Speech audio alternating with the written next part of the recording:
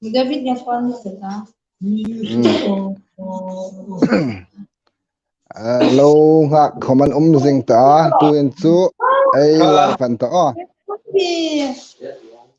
ai live tak chano live affair den tak chen hun khoral no na dingen ayang chan tum hal dingana e voizan e guest artist nuhak rem tlong pui tulor hun masataga hun sa imi pek na chunga masataga lom thu ka hung thil ne rose ri the no ka chong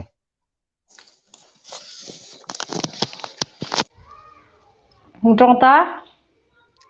ka chong ri the no Ka se. live affair zing anta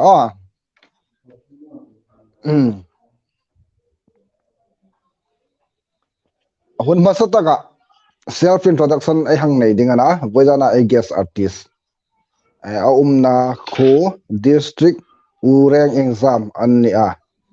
ti hai anu le pa ming masataga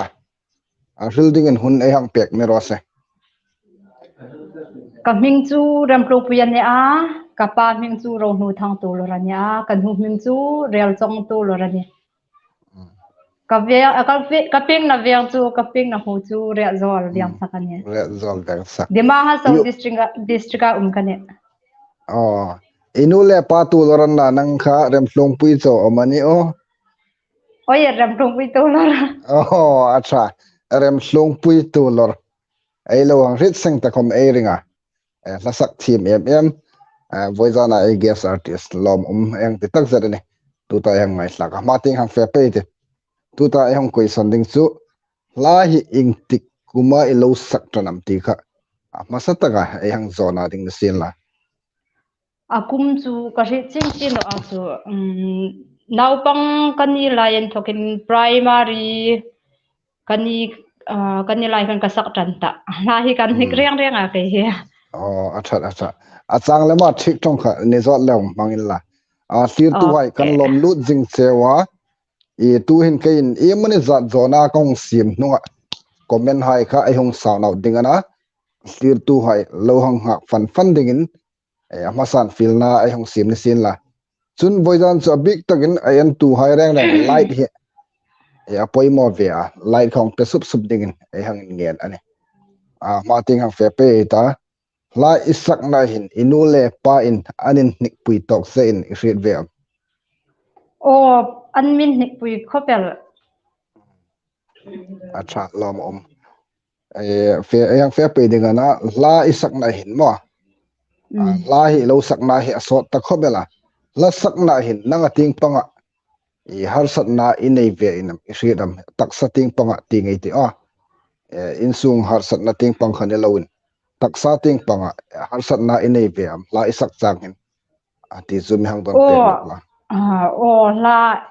la he phin pui ra di tu la sak ding chun akar cha chun ai sak ron talu pha chun ai phin pui chawa tak sa ting khomina lel khopel acha ya lom yang ko sanang kha khan I hong don pe ding ni ngata ma ting hang fe pe tu mai ta zona khom eman zat at ta comment khomat am ta boka tu ta kai ka hong zona nok ding hi la hi ma ting pe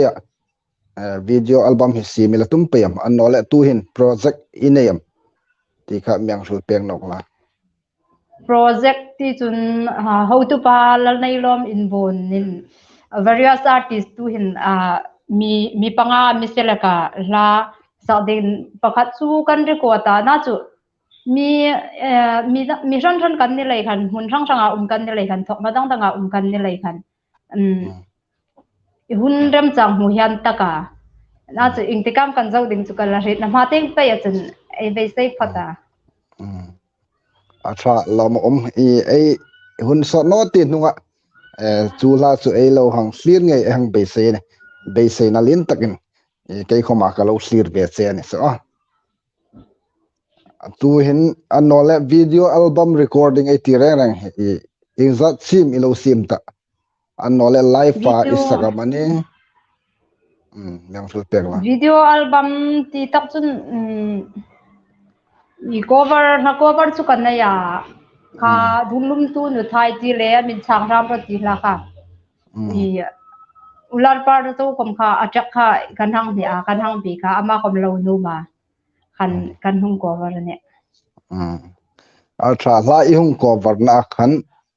nang le nang inspire nan sam an no le sponsor tu che an uma e hang tho thai ve ti kha e hang ri on le a rulum tu nu thai ti kha hi zara hai an farnu anin tla ding khan sakron mi ti a kai khom ka sak ve a ka sak na kha lal ro pui tu lor kha YouTube khan mungin ta kala sak na kha nga ya hang khu mai ti o ti a ku chu live in kan hang khu ma chun min chang ram ro kha lal zat thlung pakong te Talks TV YouTube dei pa khan lockdown lai khan begin join charge in income na kan nei laka begin program kan ne ya khan ha sak ting lan miru ta min chang ram ro ti hla ka saka khan lal char tung pakong te khan hang khu mai te a ku ka kan hang thawa live in kan record acha thim te win hung cover kha lom kang tia I kha an thok khan kai khom I thim je kha kalong ri da contact number hai thei to bin hayang zonga voizan hun lutak imyang pega live ngai e hang pol thei dinga hun tra e hang mo lom me hang ti khobela e mating pe khom hinega thalem video album hung sim suk pe dingin dit sakna insang tak kal han che ne ro se chun tu hen hun ma sating panga in khul kha tho bek no la in khul ding khoma azai deun aina korina lela sir tu ai ta ding khomin an tak deu lak lein in lui kha chu phal bong ani apoina henga ju kun khul khum ra kai kha na koren la lo lan do ma acha hun ma sa ta ka min chan ram ro ti ma tu ta PBK la sakam nei cover kha sak ding in hun ai te sila TBC mo amating pe zona ai lang ne a chun comment hai khom tam ta khobela zona ding tam tak ai lang sound out pe ding ne tuin voidana I guess artist hun lutak la sak ding hun ai hang pek sila I khari nin lang ding na lai sak sum khoti mo I guess pa kha ai host pa kha ta mitinola I kharin kong sit che na zong ka te na zong ra poina Lugar chun comment Buril official channel mar just waiting ze Buril mar kan lom chewa comment hai khom kai hong sound out pe ding na tam tak comment ta nakila ai hong sound out pe ding ne low clear tu hai top chan clear ding ai hang in feel chewa chun light kha tu ko ma thai loading ai an hai pu bag in light kha ai hang pe sup ding ai hang in gan in zawan ta okay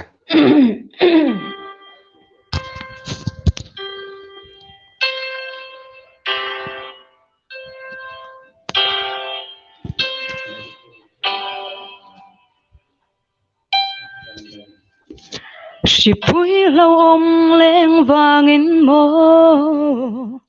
qua về là đâm lâu meke angui ruai qua tin clear tin lapangin o kan rume ichakha suksan makna ichakha eng sen nge mo ani zel don lapa kyang zai re tir to la atok lop ni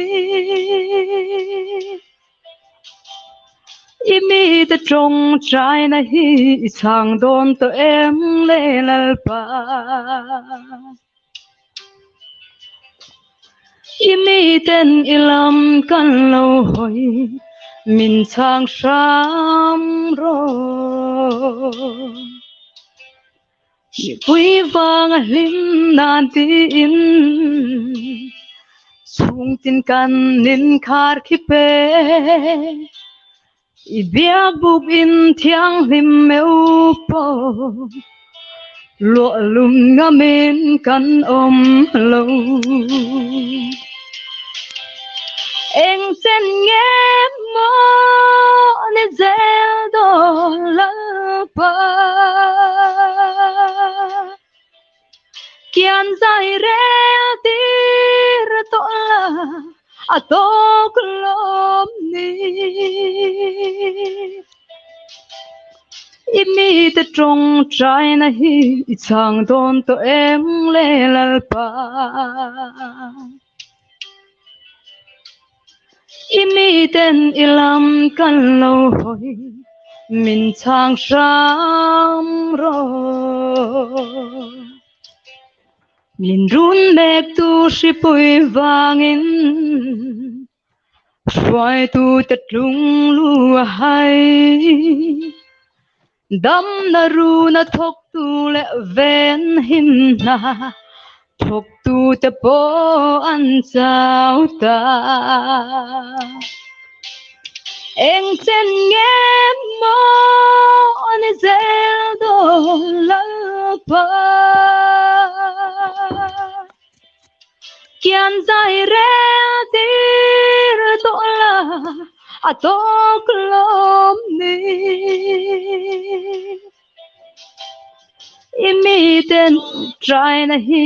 chang don to em le lal pa imi ten ilam kan lo hoi min chang sham ro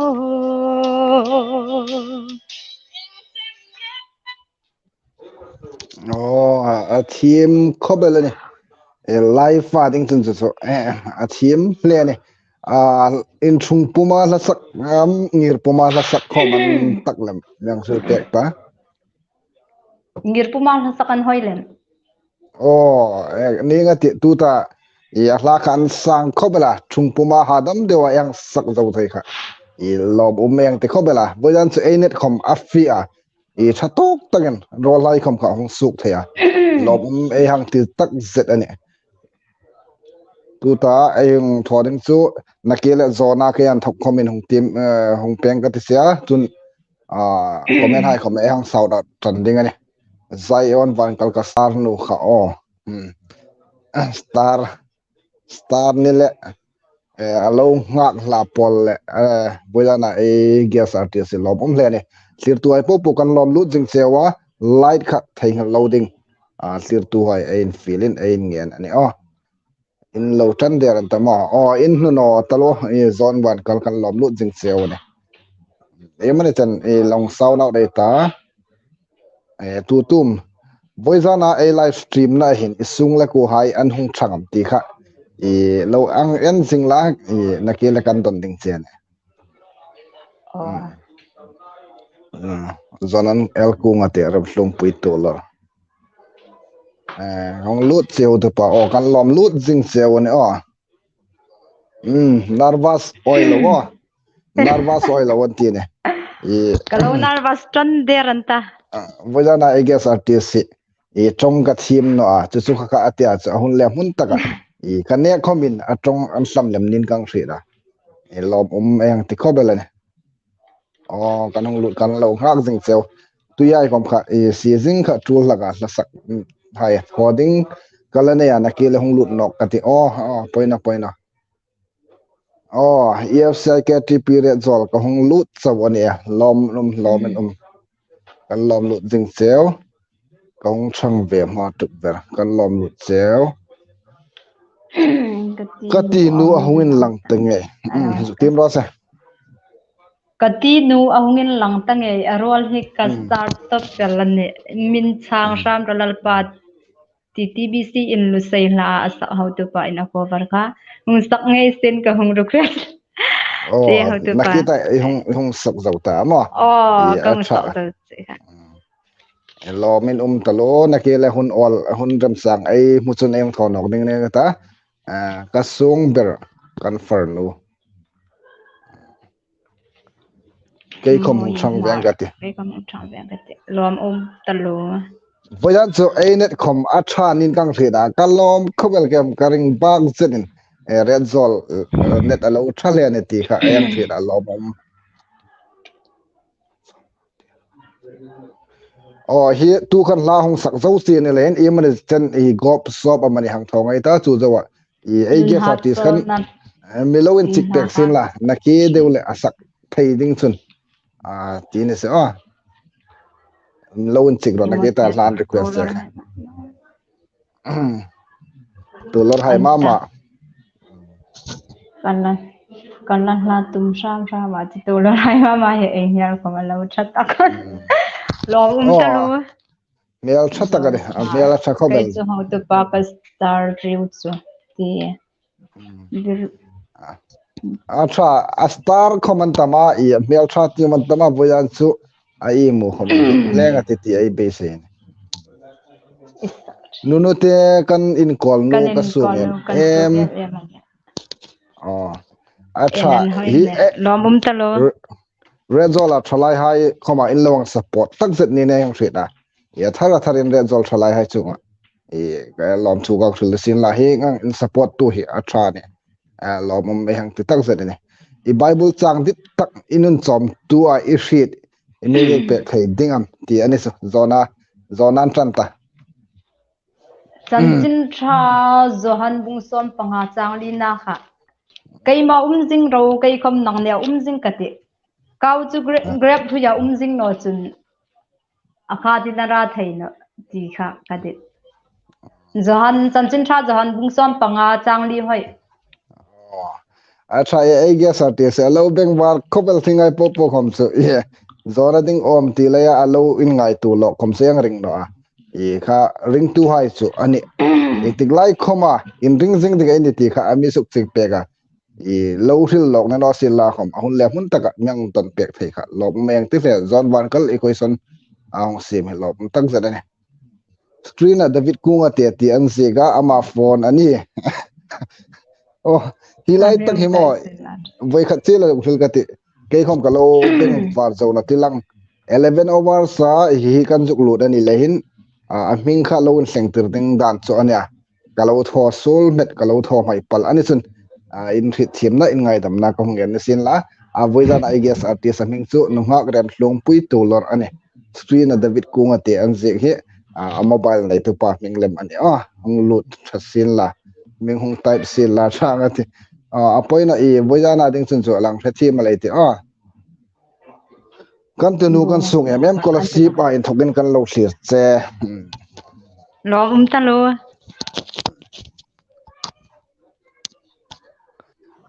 Jahwa el khobong athi me lom ta lo barna bolu sura chakoi chakoi anni kom gan ni tanga ti kasang nu kha kasung ani thim ka ti top anno le tu chena comment ai hong sau da khan isungai pakhat bek an thangin rinam an thang mo ye lo mo mani so anin ilasak anin nik pui cha anong troi om be che lo mo me ti tak zare ne bojan ayong thona san tak so mitam tak a reno khom ei lo umel thaya bojan hen comment hai khom ni la tu khomin ilungril alo uma la simpe kati ti lungril ilo nei ene chuting tik lai khomin kodan hong jing ane ti kha ayang ri ding sin la tu ta kai ka question ding hi marla sak thim hai hi matik en chang nok thei na dingin ingam thil apai mo tak ni ni rit misul pek thei dingam marai hne ga lating panga en chang ra thei na ding point pakhat amane pa hi pek hne ga lating pang hen mo en chang ra thei na dingin la hi sakron hi tula chun in choi sang dan khom hei thi manga ya mara hi in choi sang dan nei thim da na chu tuin chun choi sang dan khom hei thim ta hinne ka in choi sang chun marai kom na sa takin ma ting pa ya iting mai lak tai karin ka dei sei marai hinne ga lating pang en chang ra lem na ding tu ta lang khan in choi sang in tu hin apoi mo tak tu hin enter na dingin lang chu ma sun thil pakhat lagin don nok se tu hin youtube channel inai ve am oya kadai na YouTube channel he te ma Mating ting pa pe yun. Ka phone he than I kai he I phone thar ka lak pha chun. Nei tum ka te. Asan chu hi ni ein thang pui theina tu la ya ding chun YouTube channel ne ya subscribe le view hai hi hong poi mo ve ta asan chu hi ma kan chu cassette hai hi video album e sima e jor sok la ganes hangai kha chu jor suk he an thei tan online ein thang pui theina sun chu YouTube ai lo in support ve khom hi tu la ya ding chun ai poi mo tak al tan odi mane kang tia la sak thim hai ein promote na ne bok le ma ting pe YouTube channel hong sim e hang pe se ya chun clear tu ai khoma thei to ba lo thang pui ve ding in ai hung in feel in ai hung ngen khal ni ro se ICIKTP red zol in lo hang slop thakobela hi red zol hai abik takin ka lom khobela hi ngang in low in support to hi tha takane ti kha ang ri da ma ting pe khom hinega thalema in dam sanga in choi sang ding ai hagin sak nok ni ro se anril trai ani athim dan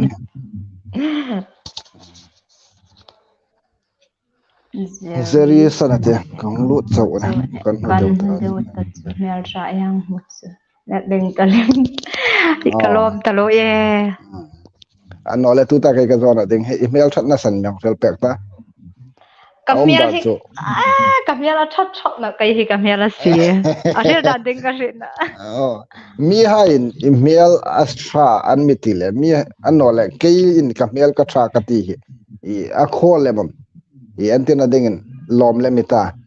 keile ke ya hangin ting ka ti kain kamel a tra tilang mi hain ithano mitai sin la anole mi hain email a tra mitai sin la kain ka thana tilang a kho him lom le mei ta ti khan nang thul pek ta Midangin mel than mi ti kalom le mei ti ka ring. Chun ne chu bojan hin nang le nang chu a tha in ri nol thei midang chun mel tha an ti hle che ne mel a tha boka la sa ke thim boka du nga tha boka an no le dung hi feeding ra chi bani nang thul pek thei di mo Oi arilan tak te ka du ya thana talo fit nga ka tling no deu. Acha lo mom talo khang pe ding khan e don na lo don thim de ka poi mon Anarvas anai ring Sina thim je he low end to high no ring ngay sin ka no kai zung ka sai zel don ti kha yum sak ya ro sen lo in sik pe la na ke la aba sai dem tho ding na ke ta la nu request che khai la lung le la ri tam okay ju ka ri ta no ne sai wan ba kalin a hu request che kha nun ha chol na kha mo ka andik nan ha chol na ti kha atagi na yam nei na tu khan juk song ka te artist ini boka ai lo sol do comment ai han thit thim ding ne ta chun zona khom hi avela na hum khoma guest artist ai khan thim de win lo wang don pe ding ai yang in film masak na sila asan sa YouTube channel hi alu la su zung ai ni le hin a hong lu tharai khan an thit nok pe nom le khan ma I zona kha vela ai hong repeat chang khom kha ding ne ti kha ai guest artist lo thit thim ding na sin la kha la kha tu hin check in ai ne chun thim de wa sak ding ai hon feel in ai hon request de rose ala hi ka bai ha zonal the yo I bai ha zo no khomin chang khat le thun na poi thang na chang khat le thunan chi thei chun na ke ta I check ri ne khan suk sang met la poi non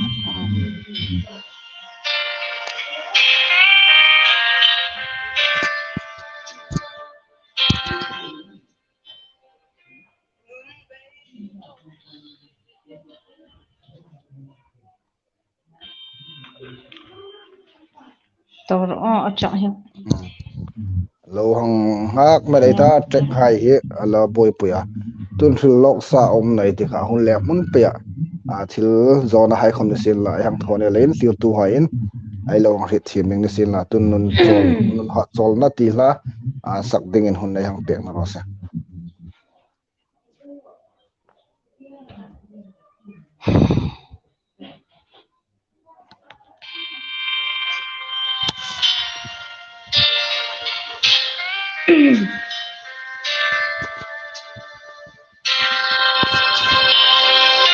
nun bay dong lệ dẫu trang ni te hian ka van ruai nun din he ka him ni le lom lai ni te chuan mo ka chiar seng lo lấy bao xóm na đâm lại không về sinh nu là trong xua đi nun hạ trong na băm kim ôm lông Isu min khoang che đâm lại thà lê đại hiền lấy lung vậy trả nó tên min thom chi nun bay đông lệ xa gì sa rua kin kapan se hallelujah nun ha chol na min te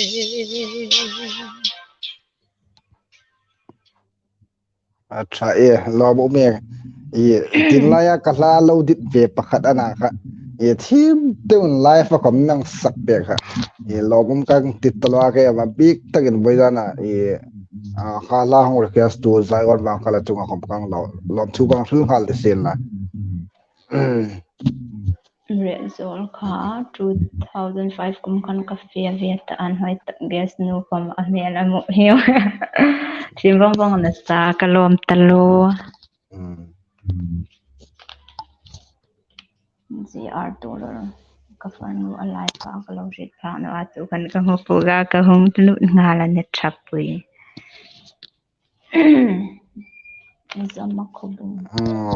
pem kalom chewo in lo slir taima dewa lo slir tu hai chunga kalom chew tensi na cover hindi la ha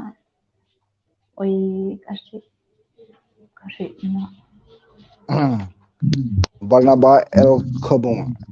ila hung slang hi lom hle chu alo ri tak no lein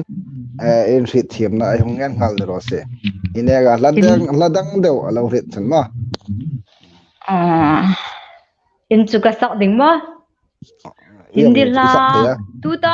tuta la ka chu ka ri no ri no chun la sak dal ro how tinu ka kastano kan panay la wai pa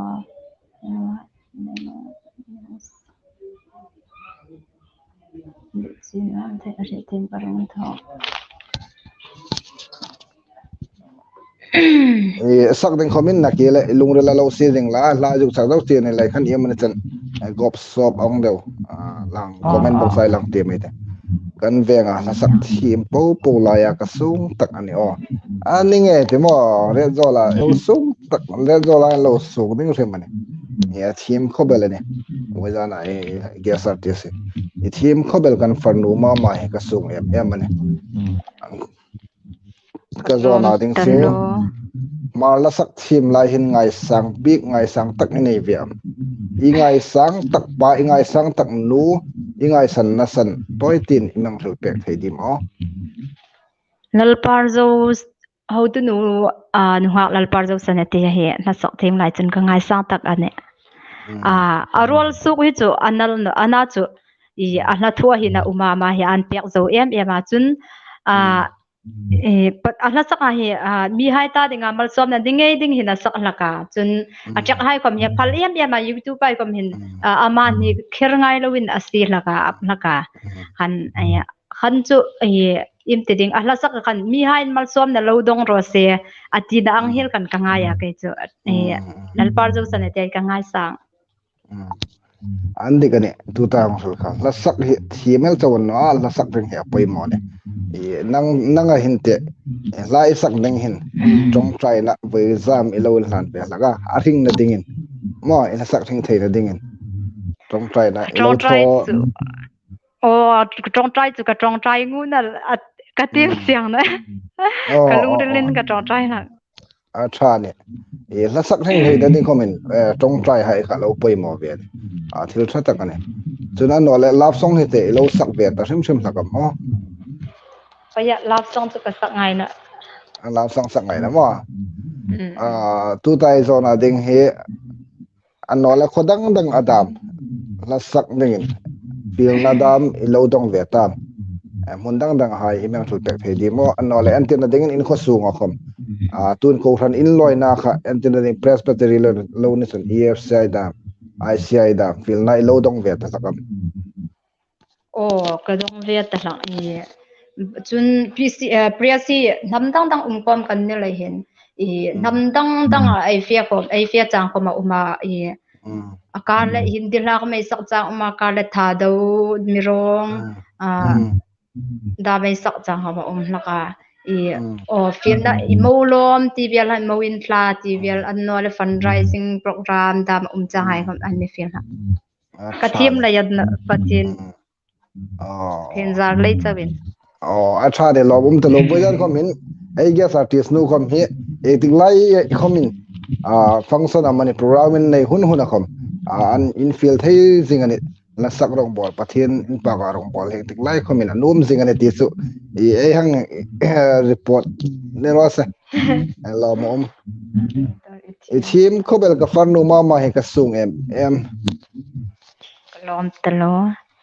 Jameson hi kong chang ve pu host the great artist for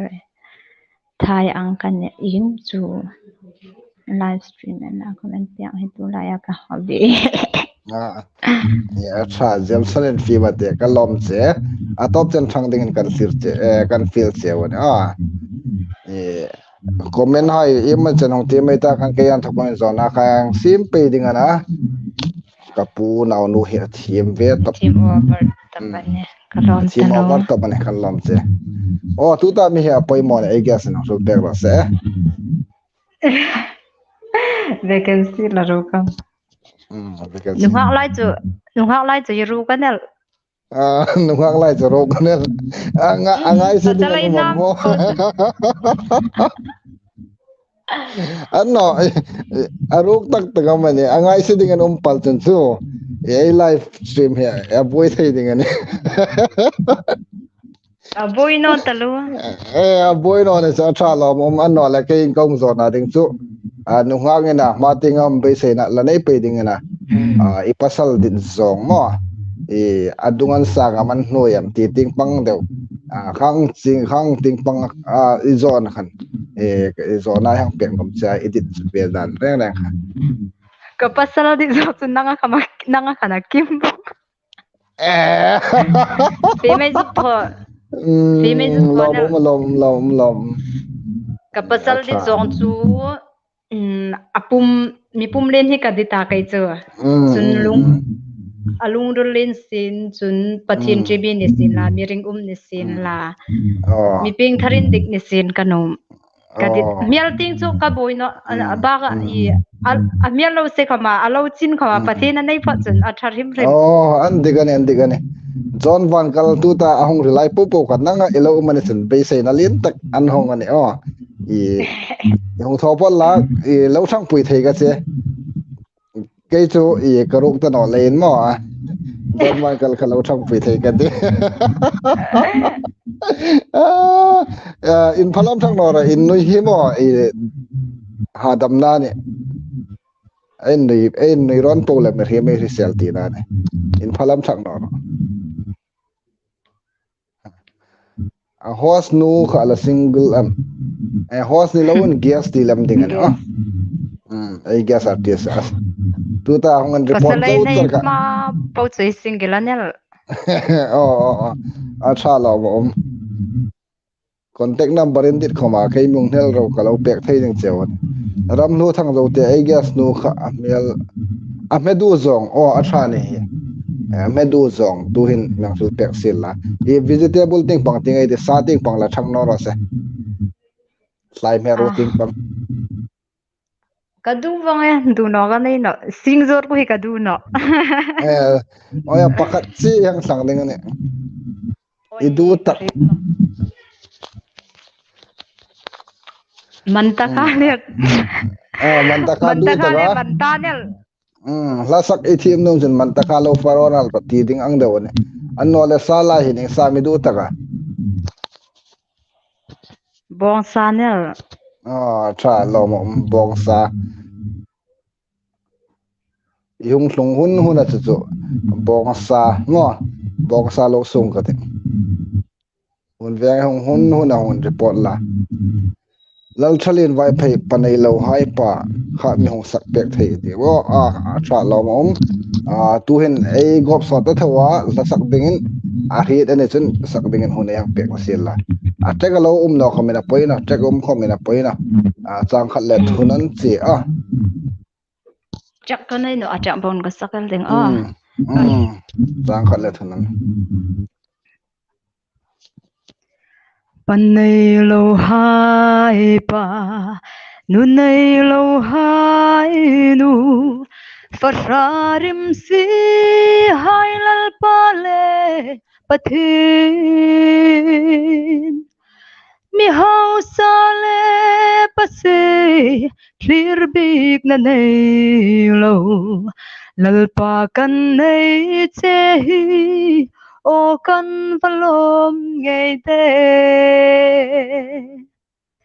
lungai na rin na tura mun ko so ta kan khomen nang kan kuma i jing si inava i min bu khom hi kan phu no sin khommal som na tam takin i mi vur jing lalpa kalom nge ye thiam talo pathen in ma thui pe sin la hele ga thalem ringlem dingin hung sak suk pe dingin sak na insang tak elang lan ngal chen rosa kalom talo viewers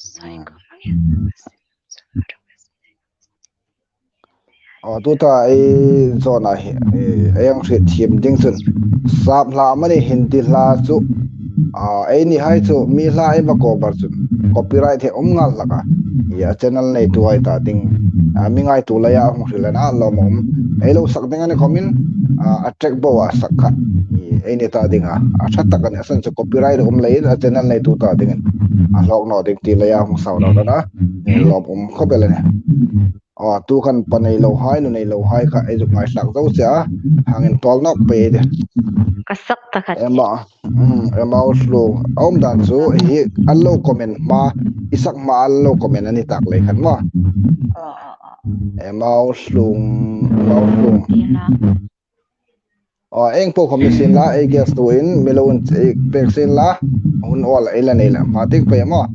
tam tak alo ma kilom ki son po thik tong khom kha emang zeu kha atha ne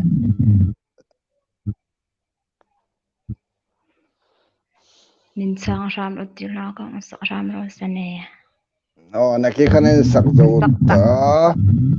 naki la hurei la nei la boja che mel atha bi kan grace kalom talo grace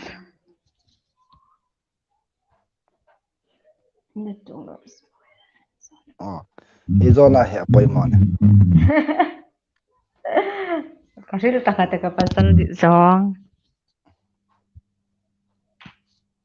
adit jong ti pang ha chu irilta iktigam inei ding ti ani mo aha feila sil theina ala ril theina mo ya tha ne pasal di jong kha aila lo ri dal thea chu i milin deu ni sin la chun mi ping thara ring to in dik tak ti kha ne alin no kama chun a mel ka chu ik ang mel put khom lo ni sin la i alung ril athapot la chun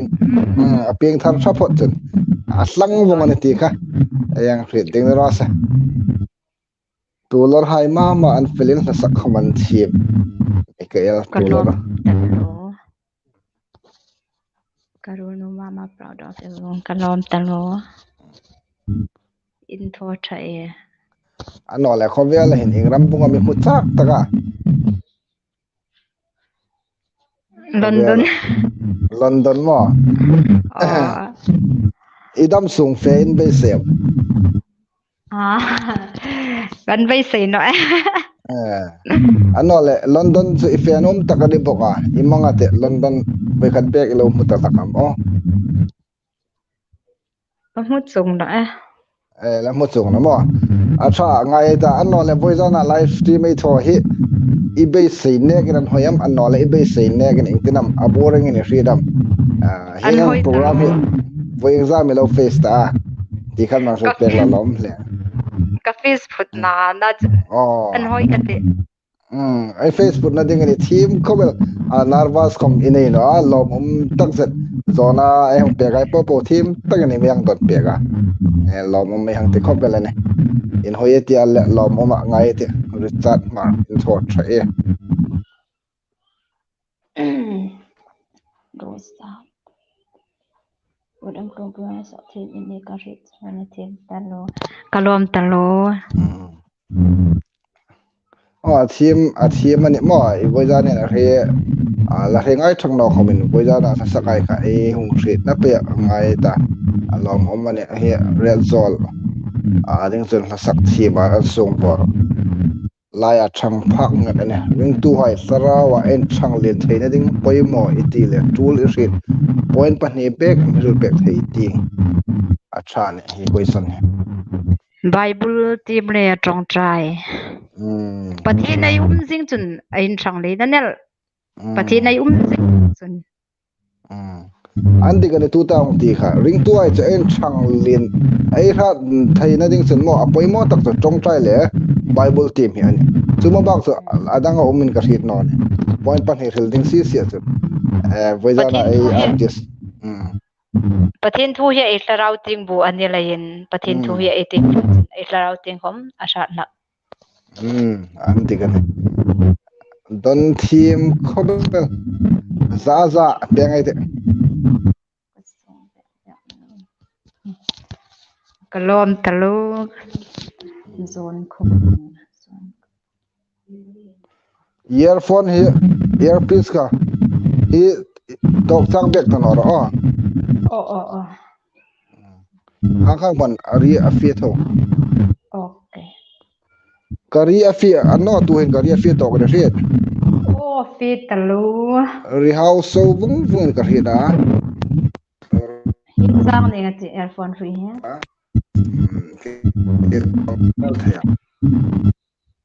chip kalo elen ka ri da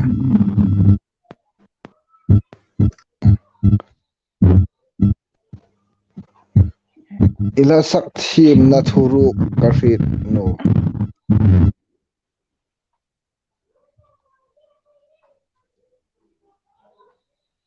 apoi mo ne he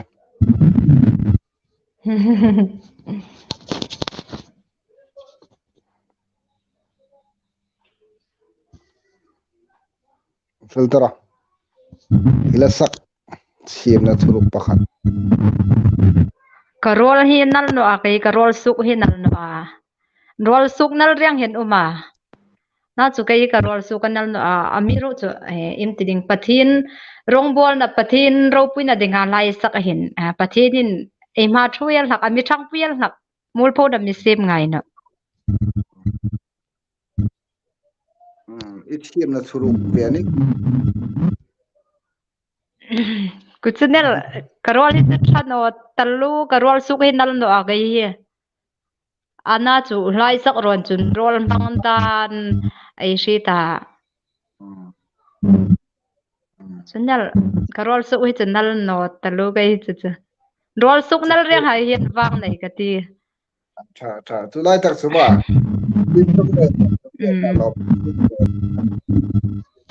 ni trong chi no I trong ka ri no trong tik tak tu ante thik trong in tu ta pa to ma ni ma thik trong na in la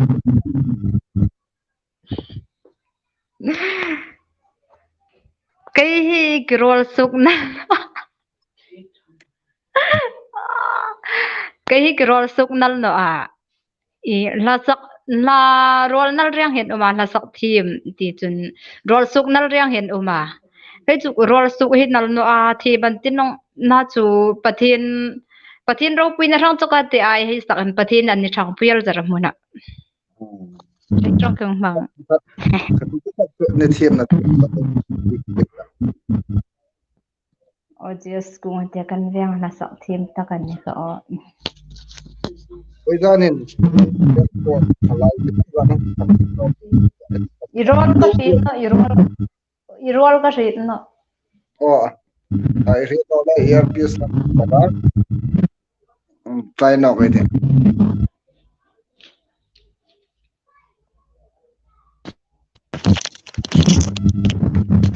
the red zol chalai chu in support le ni na yang ri da i vojana comment box an thok comment yang ri thia lo bu meng ti pe yang tia ma ting pe henega thalem hin in hang in support no pe kha ye hang sak na sila an digan zona dona thim le ni ef secretary red zol kalom talo oi sun hai ang khan chu chu min don sot no ro zona kai mani ni pek rang ang tia ahun le mun taka chu thim takin zona hai nang don peka hlir tu hai control hi ala fi to gen ri ram o mi hung reply so gen la kang lum khobel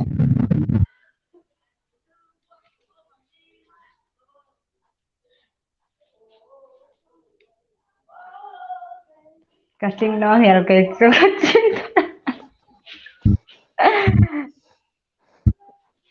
apoi na juk hlamong vela i ke ne ga tha khom lamu pe ti tiang da ma juk hlamong la lob bel talo ka pasal ti zong chu dang khom kai lo nel thaya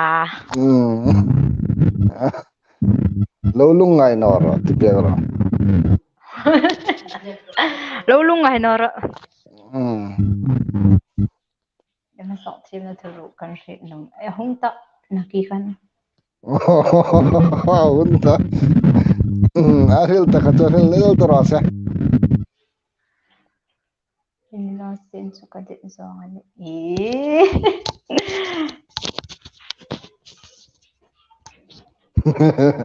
yem imis suk chat ti la ju sa sai pe sin ai nom sa panai lo hai pa ka karit na chen ka sak arit na chen ka hong pe to bela ne ha ihmir tha kalom talo itai na kut pui ku khat athalem an no le hing ang lo ma i la sak thim hi beginner an thoka beginner ni an thoka hong silent pain heng chen hi ang phak ana hi phak na hin solfa ting pang hete ing chen milo mel thi reng la sak thi mai hi solfa hi ri khera ngayam angai no ti haidam nanga thokin nam thu pek la munga de solfa he poimo na chu certificate chu kan nei no na chu karit met solfa che solfa ri chu that talu la sak thim ding chen an tikan solfa hin yemane chen cha thu ye la ting pang khom la sak thi mai hi solfa nang ri salep chun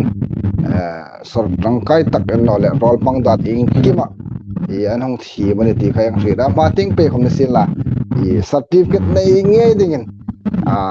di sak na sang tak kan lan che sin la bel no hun no ka so junior ka pas ti thaining bag no a tha ne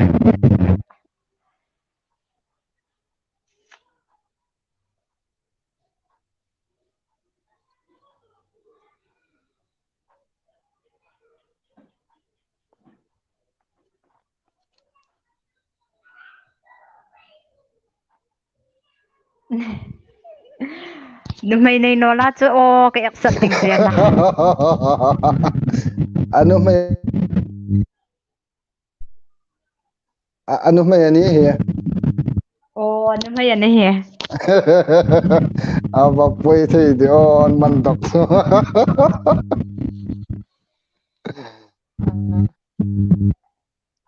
ka chung lo chu thim chen o min chang ram la lal pa ti ka sak ta long pui tu mo hin chik zer mo hun venga ulom sang kha an tigani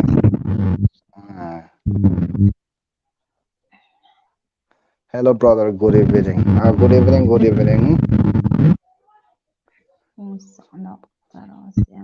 Kai la mo tuin tha do la an khat tha do la ni chik tak nang sak pe gel la tek na nei do khoma a hangin a do la he kireng zo da ma ke chik chen chen ke sak rang ni chik chen ni sakal rang leng leng leo hen thăng van sanga mei le a sikai na kho ga leng leng hen tun sot gam nu an hoi ta lo thal ro leng leng leo hen thăng van sanga mei le a sikai na kho ga leng leo hen tun sot gam nu sa lem tha kho pi chul lo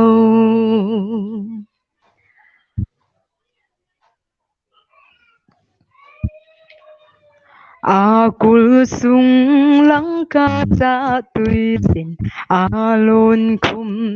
agam zo se na hin nan khopi asal le na lung sit gam em se le ka ngai nge je ton sot gam nom van til to kapa na alo pi na pa cha bangin hin na tui alung del del alo pi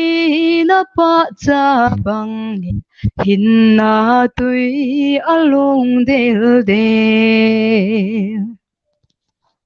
kipa e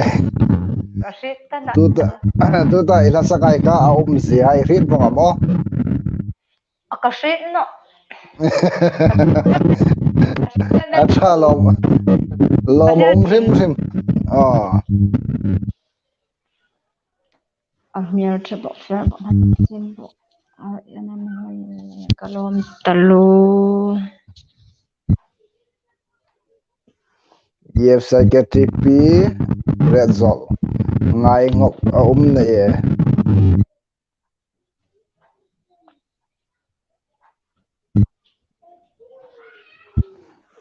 ngai ngok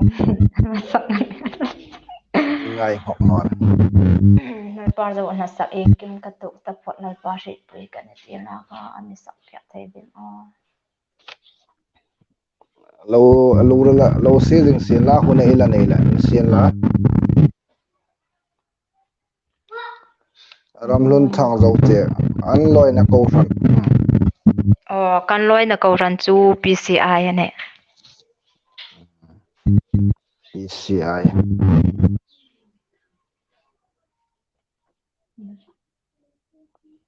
ko mena tam to la emane zat lang tim sare ra ngai te heng hen i ma shil ka shil no kai kare tan ke khomi ala cha hong an da ra he lo lom talan ne thim ki so lo pa zo sama pa he pui ko ne ti la lal pa he pui ko ne ti la kha mi pani na no request cha na kele in nui pha e kut e thuk pe ya khat tak kui kha lo lom na akut ka thup na fo hinga ka tho kan ni ngate kha oi ta lo ne chu a tha lo lom ai hon sil rit pe ya a that tak re a fi to mo lom ka la ke da ka zo na kha o a fi kan rit the kan lom seo cái chữ rol he anal ka ti nang arung ti por kha nang vong ne ti kha lo ngai bel la kom talu ma voi khat ngong sak ro san en saktir pe de ga ne asol lo tar kar kor kom hone da mang non ni lungai no ro a sound ri asetalo ti chu engthina mo ti teng pang da mani o an no le kan rol he mi ong sil sit nok so la lo mo da ti earphone ri he karing nanga ta ni kasita ari si mo kasih na music vai ga che juk pe ta earpiece ka vai che juk pe ta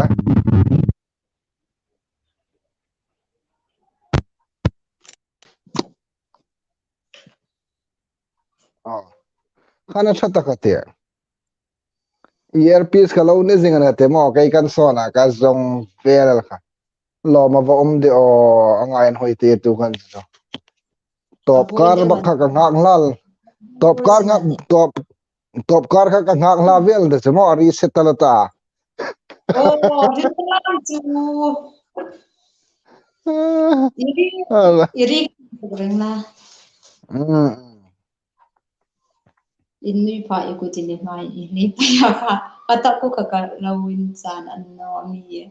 lawin chan tak kham chu lawin chan tak kham chu Mial sabok na sak tim kalom talobe be mel thabok na sak thiem bok he chu in naran man naki khan ka type sola ka comment ka remove no kan ni kha o propose dinga ka kha propose ka type te ya e purpose ka type ne oi en phalam no ra poi no kan he thiem kong se en he thiem tu bong ne zai on wan kal youtube channel nei bia ala subscribe no kan zai on wan kal channel lo subscribe ding in e hang ngian de ro se afi no o tu en chu afi tam o rol nakita ka earpiece ka sona ai guess nu earpiece lo ne jengani ai hang pe chi chu an hoita lo ni kha Tring ranging sa ro se oi han sang ei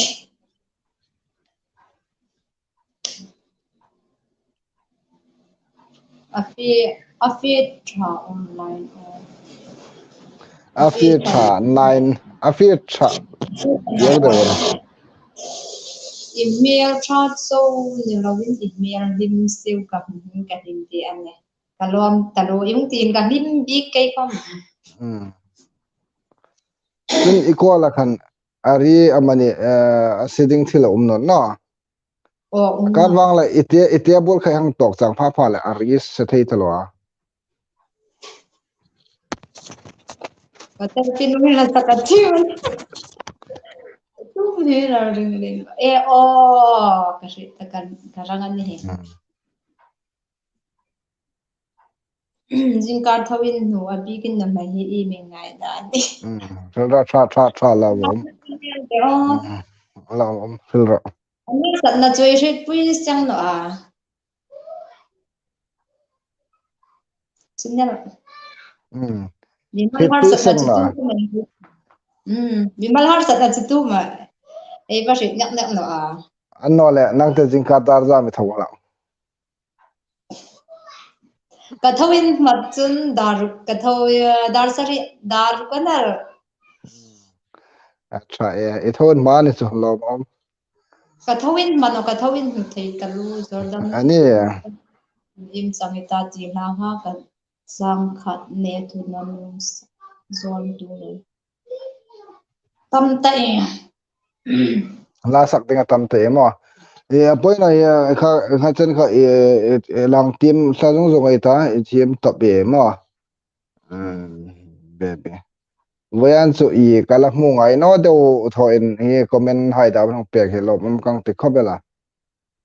comment tu hai le tu hai renga chu ai lom chu ayong su sila boss pa nang khan lang sak re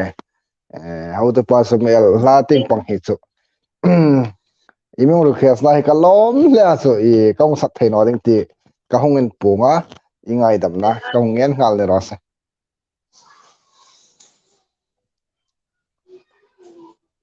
hai salamat adang lamane vayana ang ludai karit non tamane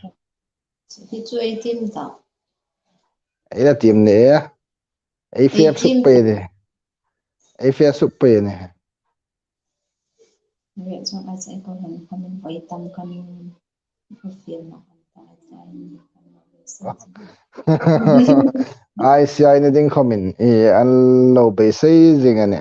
atra atra ka ngai ngok no a ne la chab rom ta lo e puring to api ta atra to ta nakigan rps lei alo ne jing khalom gas nu khana me hriam Basit talo che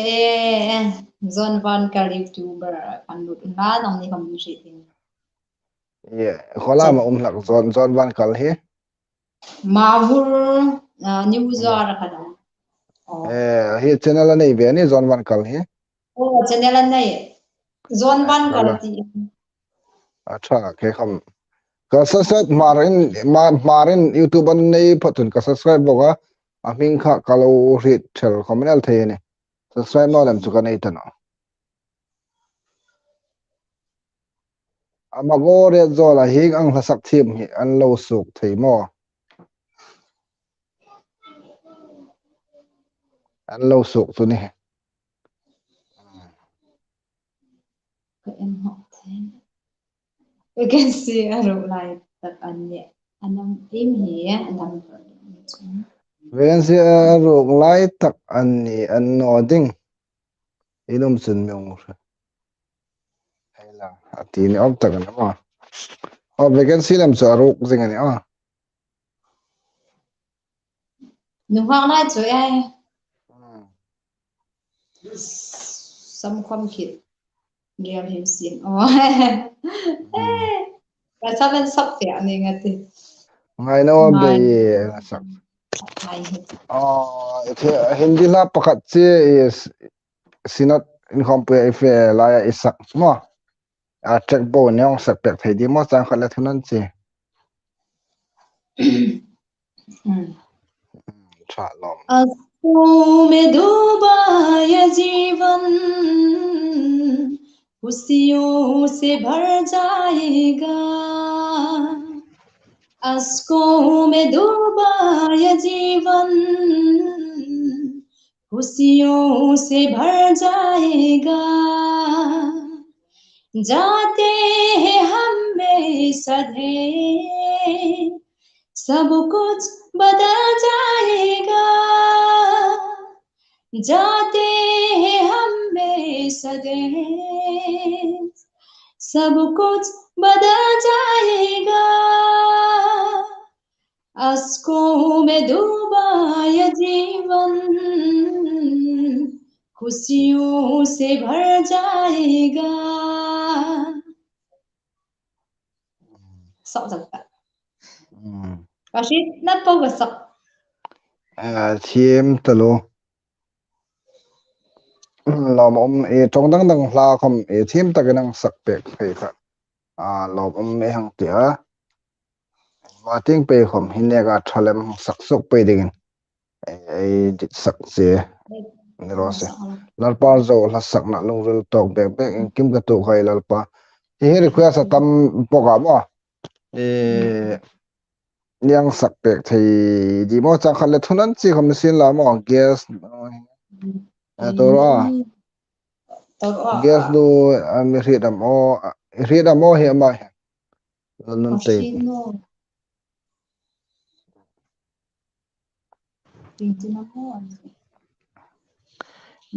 in kim ka tu khai he lalpa rit pui khani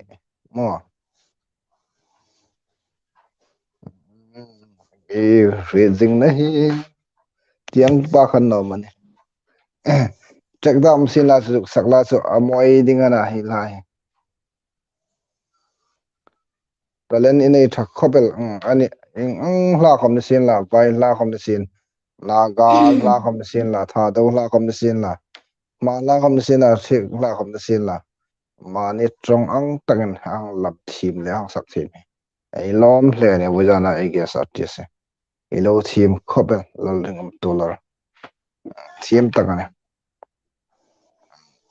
aum na chu trek ai zong ang dew ne tu khan asik dan ka shi tana ni khache trek chu ilo nei ang dew ne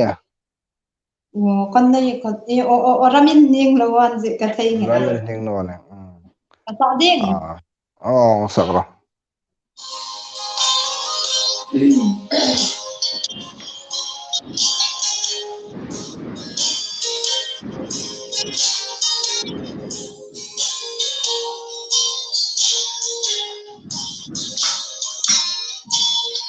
cây chực lang top thấy kuta em thấy đam lệ ngày cam đam sum dum dam khi bụi đam nắp hồn rung can ni ve si no đam sum tin thấy râu lâu su linh angam thấy lâu ram chu rung can ni lem Hallelujah, oh hallelujah. Kata dinga chalo, kalal pandrel no ni, karam inding no ni, kanun boy ngai no ni, ingin katuk hai hi, lalpa si pui kane.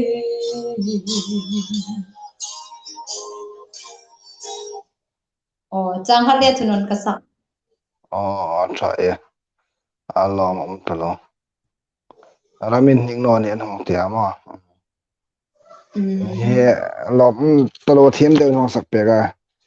hos nu ti dinga na mo hos nu he atonga thim zona don khom a thim ni ro chu akut khan a mor thup ro athuk tanwa ding a thup ta no ding a top chen thup ta no ai jil thei no khom asak ti em ka umya cha loi si lian thei kalom talo comment ni pu hos heng pu kha bojana hune hang mak thaini sin la dar kar khat le minute sari anta lir tu hai po in reng en kan lom sewa chun bojana ei gas artist ka feel na ngai poi mo e dar kar khat le minute rit chen hun mang pek he kan lom ema e mating pe mi hai ta dinga mal som na ni ding le lasak thim hung ni pe ding le mi rit lat ni pe ding dit sak na in sang tak e kan hlan che ne ro se lir tu hai le bojana ei gas reng in mangtra